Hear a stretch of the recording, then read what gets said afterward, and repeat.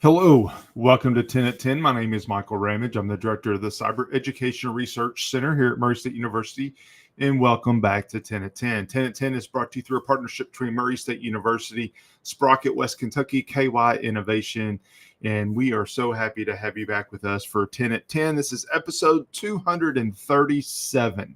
So I'm just going to get right into it. Over the last few weeks, maybe last month, we've been talking about scams and things that you need to be on the lookout for whether it's Facebook or phone calls or text messaging, whatever it might be.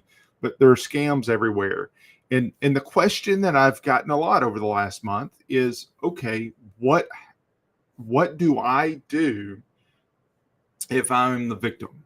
If I get hit with ransomware, if I get hit with somebody fishing for me to pay a ransom or pay money to get my kid out of jail or whatever it might be, if I fall for it, what do I do?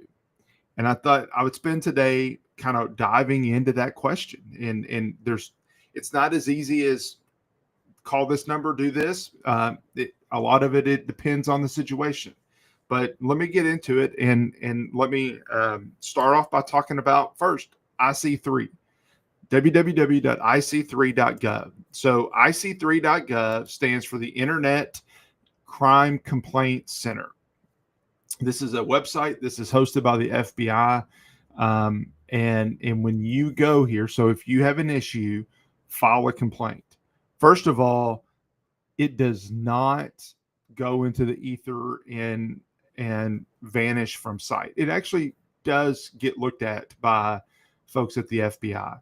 I've talked to them about this. They do look at this. They do respond to this. So this is your first spot to go to.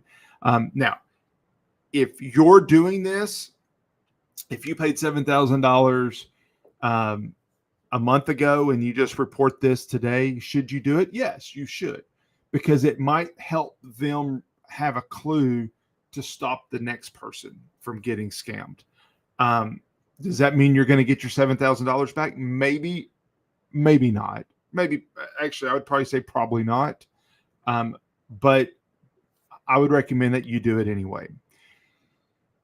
If it happened today and you reported it, then there's a higher likelihood that it's going to happen and that they can do something. It's the further the time gets away from your the incident or the date of your crime, the harder it is to get the money back. So first of all, do that. And when you click on file a report, it'll pop up the screen, and there's a lot of information that it asks.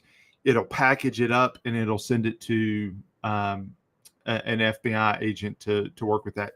Typically, as I understand it, it'll send it to your the office that is for your area. So if you're in Kentucky, we're supported by the Louisville field office.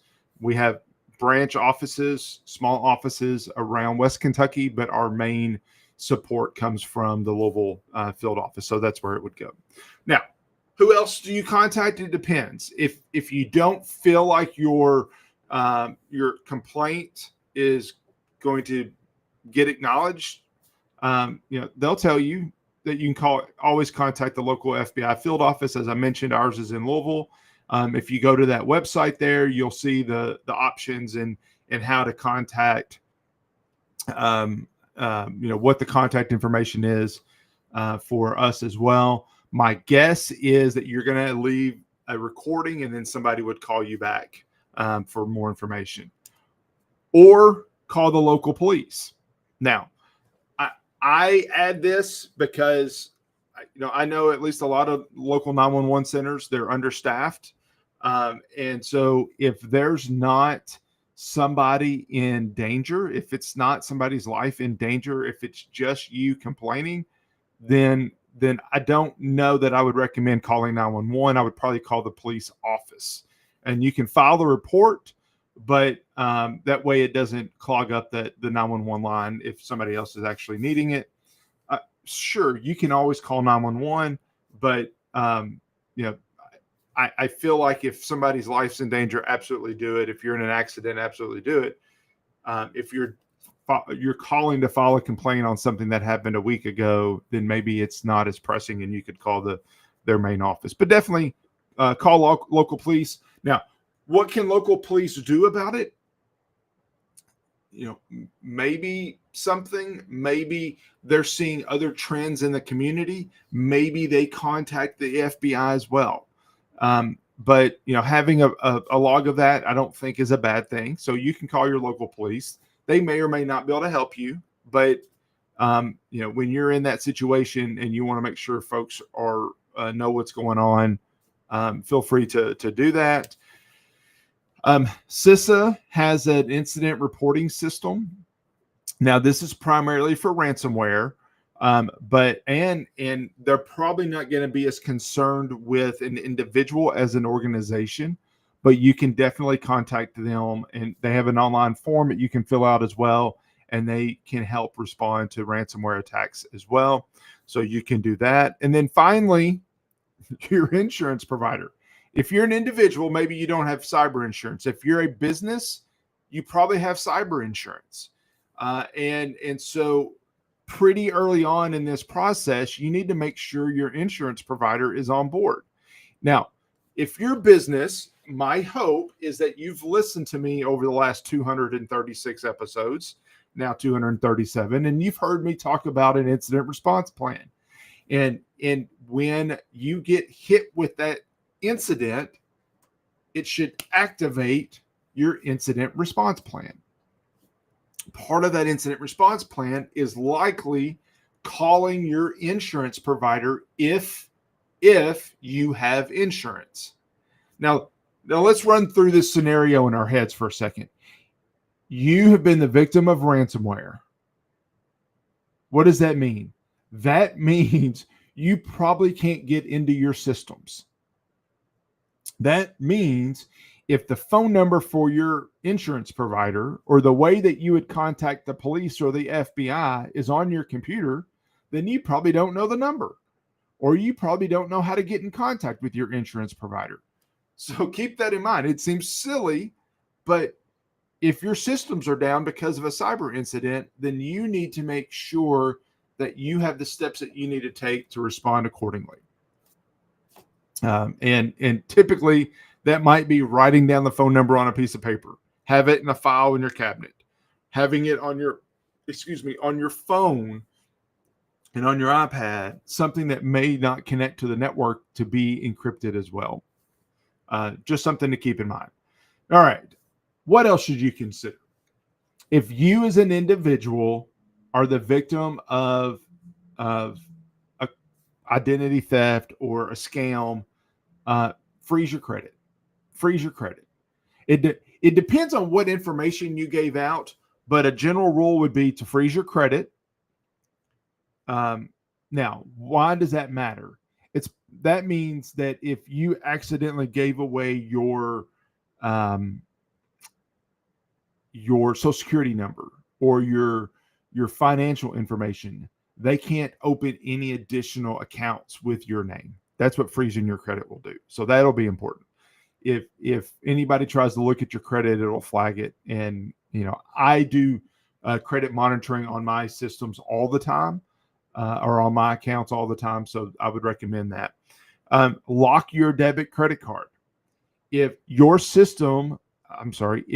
account got compromised, then obviously freeze your credit card. If you see a transaction that is not something that you made, freeze it, lock it, cancel it, get rid of it.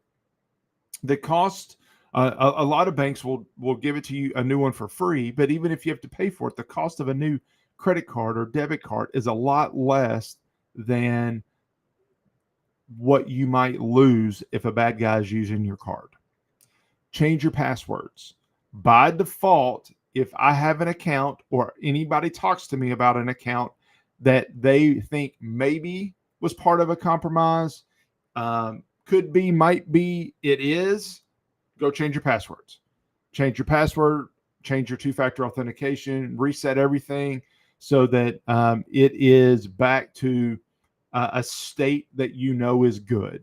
And that's an important piece. contact your bank.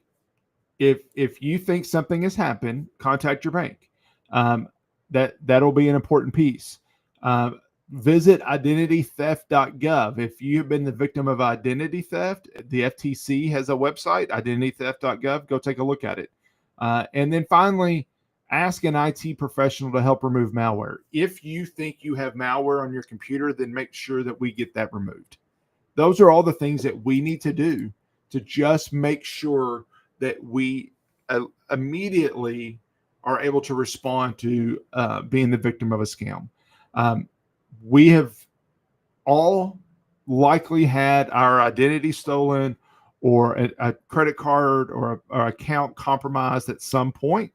I am sure that it will happen again. It's not always our fault. It is also the fault of the people that we're trusting to do commerce with. Mine got compromised because of the state of Kentucky. So it always is going to happen. The question is, how do you respond quickly and efficiently to that happening? All right. I hope this was helpful. If you have any questions, please don't hesitate to reach out to me. I appreciate your time and joining, and I'll see you next week back here on 10 to 10. Thank you. Bye.